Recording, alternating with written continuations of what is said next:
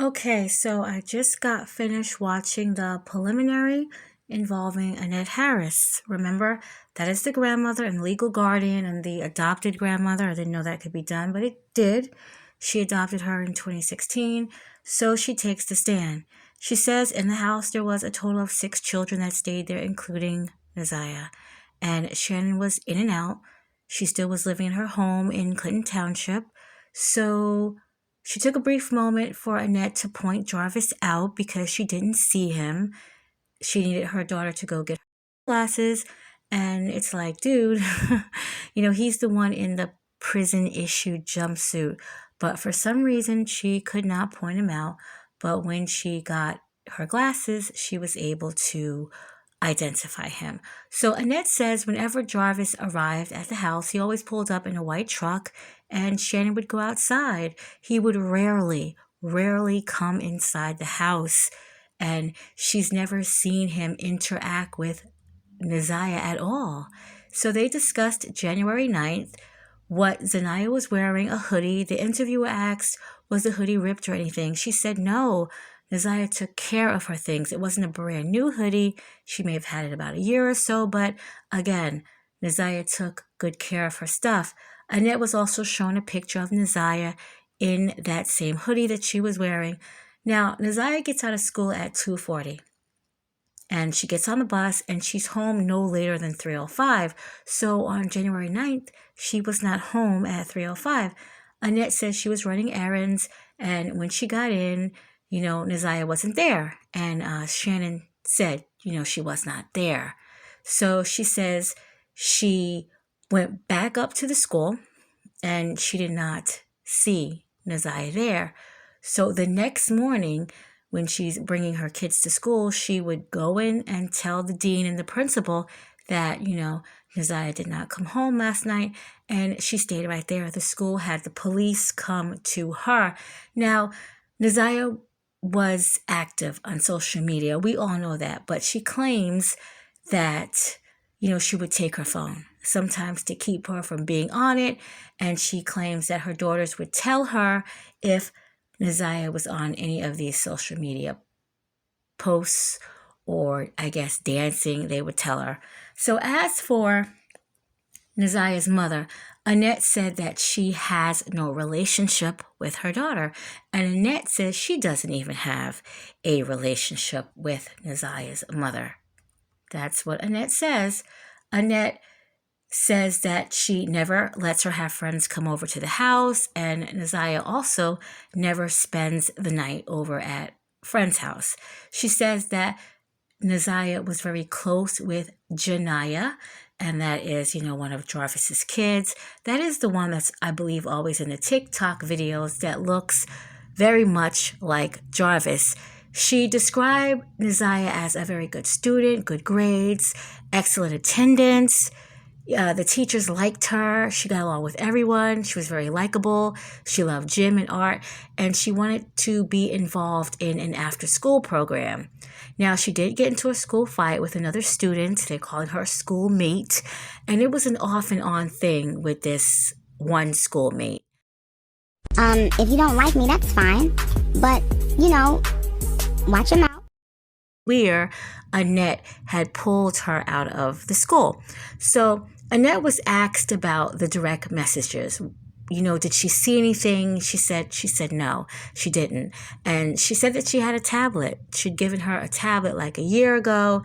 But we see her with a whole entire phone, but she keeps basing it on this tablet that she would take from Zaniah. So she says she drove around looking for her, and that morning she went to the school, again, and the police came and talked to her. So, it was 3 different interviewers. They were basically all saying the same thing. I don't know if they was trying to trip her up, but she basically said, the same thing, even though it was slightly iffy on some things. She had, I think, 2 male interviewers and a female interviewer. But again, very short interview. All this is really under 40 minutes. But again, this is the preliminary. So we know how that goes. And again, she's claiming that Jarvis does not come inside the house. So Annette says that she's very close to her daughter. She also calls her glamorous. She's the one that calls her glamorous. Everybody else calls her Tuda, but she calls her glamorous. She's been calling her that since she was born. And she says that Zaniah can talk to her about anything and everything. If anything is bothering her or scaring her, she could always talk to her about it, even if it was a medical condition. This is what the interviewer is saying. If it's a medical condition, could she come to you? And Annette said yes, she could come to her if it was a medical condition. So Zaniah now would only go out to the car if Shannon was there. So if the other kids ran out, Zaniah would stay in. But if Shannon was outside, then Zaniah would go outside. I guess I'll probably be wrong for this, but I guess Zaniah was sizing up her competition, right? She can never be me. Baby, she ain't even pretty. I'm so sorry, but I had to say that because I'm like, why is she going out because Shannon's there? But in actuality, I hate to say this, she was 11 years old, but we know when she was doing those videos, it was for him. Who else was it for? That was the only male in her life. Who else was it for? So that's the only time she would go out, is when Shannon was also out there. So Zaniah's mother had gave her a cell phone, the one that she doesn't have a relationship with, and that cell phone could only be used through Wi-Fi. And I'm pretty sure they had Wi-Fi in the house. So she was using the cell phone and her tablet, and I don't know if Jarvis had given her a cell phone. I'm not sure. So they discussed back to January 9th when Annette said that, again, she took her out the after-school program because, the girl was still having problems with her. But she goes back up there to pick up her kids because they remained in the after-school program. Yeah, some of these questions was just pretty much, repetitive because 3 different people are questioning her. So again, she's driving around the hood. She's hoping to see her. She doesn't see her. And we all know, she claims, well, it's a fact, I guess. She's back at the school, and the school called the police for her. And she also spoke of how Zaniah and Jarvis's daughter, I believe that's Zaniah, those are the ones that they go down to the shop and they clean up. She did say that, but Jarvis would come and pick them up and bring them back down to the shop. So there you go. I believe that the little girl that is always in the TikTok videos with Zaniah, I think she knows a lot too. Little girls talk, and she might be seeing stuff, and she's smart enough, I know, to know that something's going on. He's her father. He's like, look, you stay upstairs.